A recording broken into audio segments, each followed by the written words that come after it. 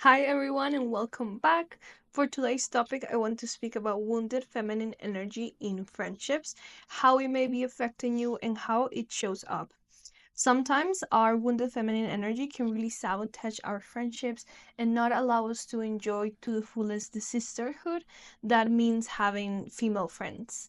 Female energy is beautiful, as I always say. It's something that helps you create them, it's juicy, that makes you feel good.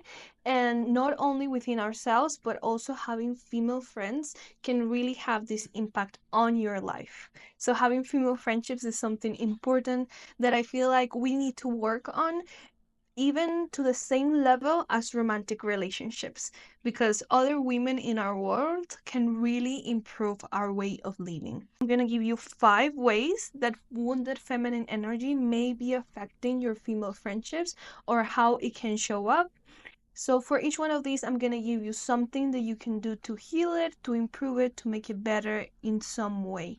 This way, we can start working towards being better people for our female friendships and actually enjoy the sisterhood that is available for us right now.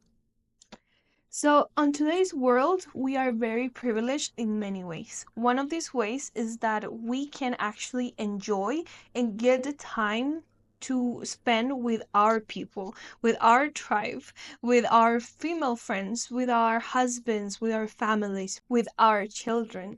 I know that perhaps in the recent years there has been some part of trying to pit women against each other, and I personally believe that this is because when women are together, they are really powerful. If you can see, for example, in the past where witches were burned or that were trying to split covens apart. Now, I don't advocate for witchcraft, that's not what I mean. What I'm trying to get to is that when women get together, there's really like an overload of power, of joy, of pleasure that comes together with that relationship. So I invite you to work on your female friendships and to actually take a closer look at them, heal your energy, and call in your perfect friends. Now let's get started. I have my notebook here with some notes, and for number one, I have measuring your power. So, one way the wounded feminine energy can be showing up in your relationships is when you are trying to prove who is more powerful, who has more of an overload of energy between each other.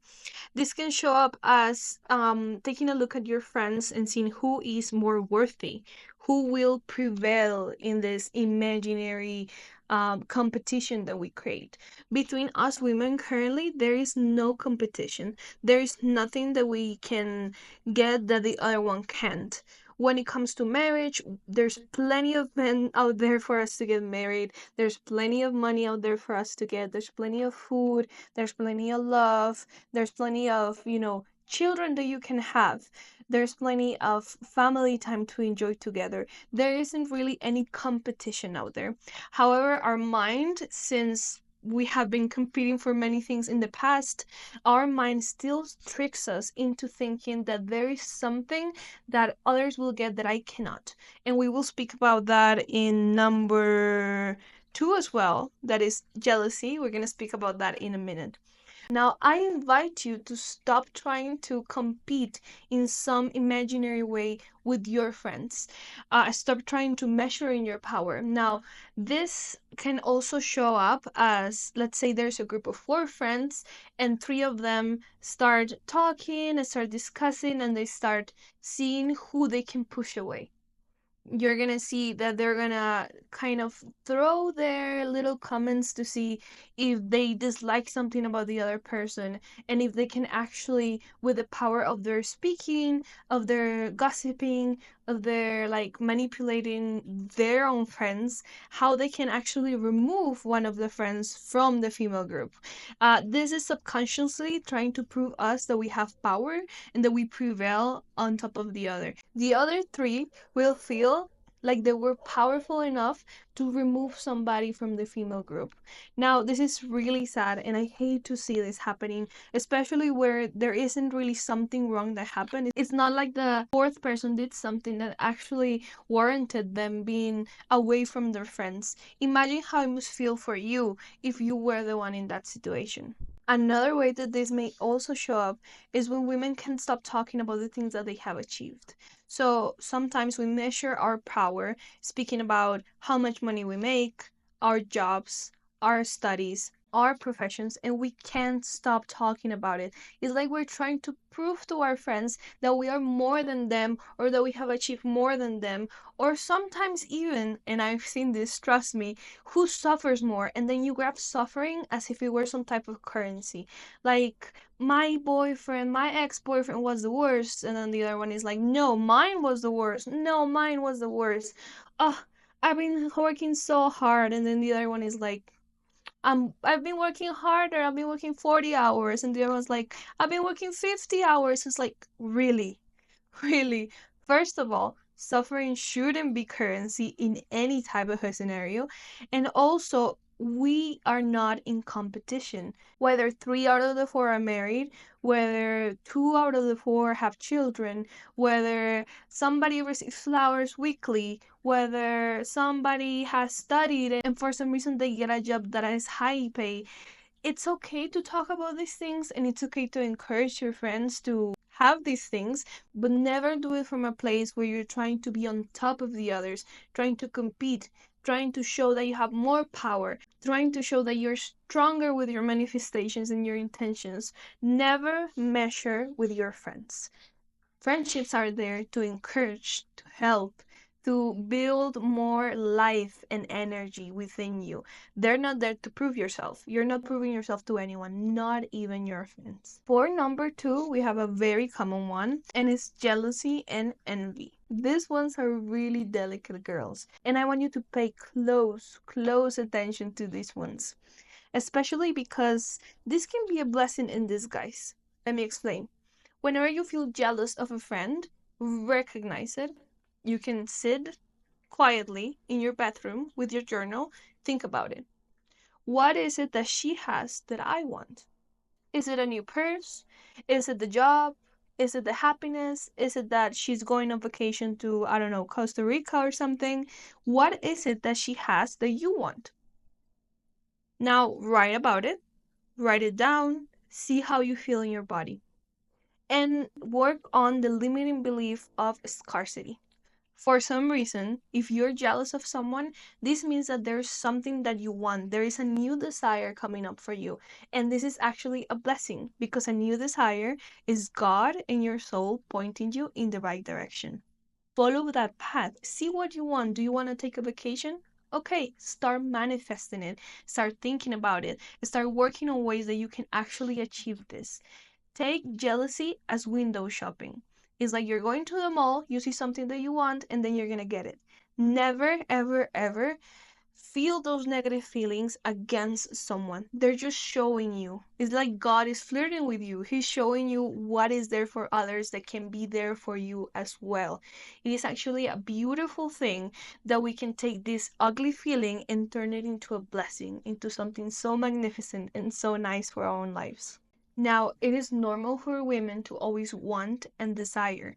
It's fine. It's why we are here on earth. We're always gonna have desires. We always wanna want more. Once we get the car, we want another thing. Once we get the children, we want another thing. Once we get the man, we want another thing. We wanna build upon, and that is awesome.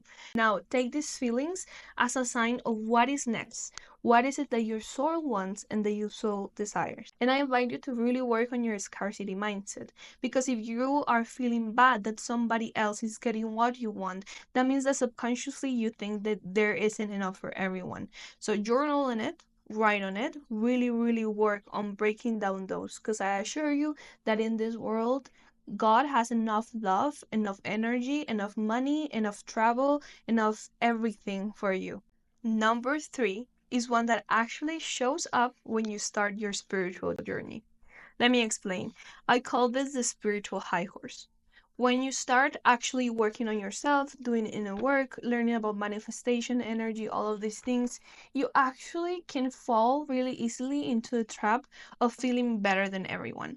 Or disguising your gossiping, your disdain, and your ugly feelings as spirituality. So, for example, whenever somebody, let's say a friend of yours, is talking about something and you are able to identify that it comes from a limiting belief, right?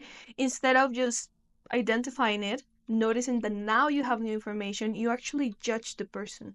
So they have a limiting belief and you look at them and you're like, ah, I'm so much better than them. I understand this. How come they can't? Or start belittling their journey and not taking into account that perhaps they're just starting their own journey. So whenever you are with your girls having brunch, instead of just being there and enjoying their company, you're constantly pointing out their wounds and their ego. This is really ugly. Don't do it. It's not serving your spiritual journey. You may think that, oh, look, I have all this information. Look at me. I understand. I can see it. I can point it out in somebody else. Well, be careful with that because that means that you're judging, and judging is not a good feeling either. So, whenever you do that, catch yourself in the act and stop it. Now, there's a second part to this one, and is when some of your other friends are also in the spiritual journey. So, let's say you have a group of four girls, and two or three of them know about spirituality, they're starting doing some inner work, all of that. And immediately after one of them leaves the room, or you're not all together, you start gossiping with your other friends about their wounds. So you start thinking, okay, look, she's doing that because she's afraid of abandonment. Or, oh, she did that because she's talking from her ego.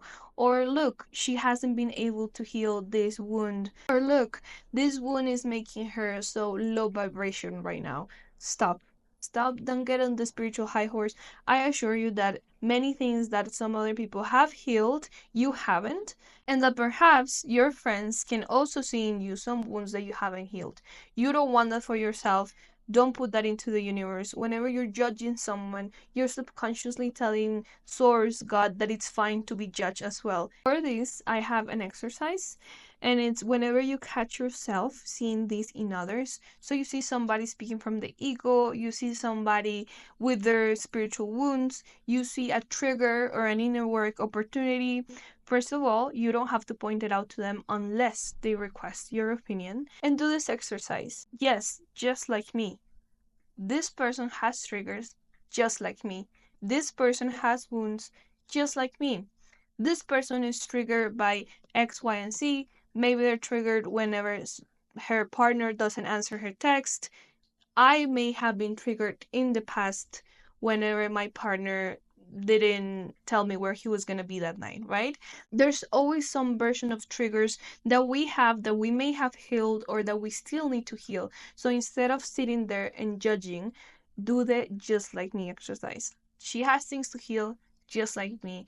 There's some stuff from the ego that shows up for her just like me. She has things to learn just like me. That way, you're going to be more in your sisterhood vibe. You're going to be more merciful and understanding. You're going to strengthen the bond instead of breaking it. Number four is one that is very common. I've seen a lot of women complain about their female friendships, and that is normal, not because they're women, but because people in general are complex beings. And we need to understand that and learn how to live with it, right? Number four is lack of energetic boundaries. Yes, boundaries are energetic. Although I believe that with women it's easier to speak. If you're speaking to your own energy, it's easier for them to learn and to understand. So whenever you need to set a boundary with a woman, you can actually do it speaking. It's going to be easier than, let's say, expressing your emotions to most men, but boundaries are still energetic. Let's say that your friend keeps complaining about something and she won't stop talking about it, and it's really, really damaging your environment. You don't want to hear it. It's something that is bringing you down and something that you don't want to be exposed to. That's perfectly fine. That is understandable. Now, boundaries are energetic. It's like somebody's talking about a TV show that you haven't watched. You just don't engage, you don't know what they're talking about. It's not something that interests you. And just as if you were in a group of friends that are talking about a movie that you haven't watched, the conversation eventually fades away because there's really nothing to continue picking on. There's really nothing that you can bring to the conversation. And naturally, the conversation starts to drift towards something different that you both have in common. Energetic boundaries is something that you can benefit from learning.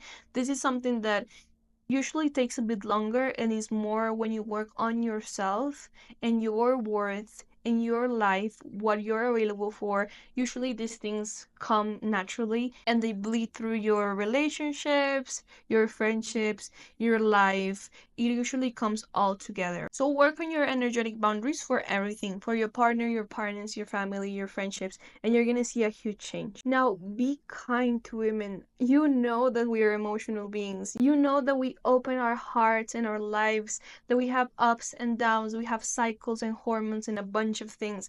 Be kind when you speak to women. Speak to your friends how you would like them to speak to you. Even if they speak on topics that are not of an interest to you, even if you feel like their vibe is bringing you down, even if they're having a moment where they're triggered. There are many circumstances where you can be merciful, where you can be kind to women who are on their own journey, just as you are.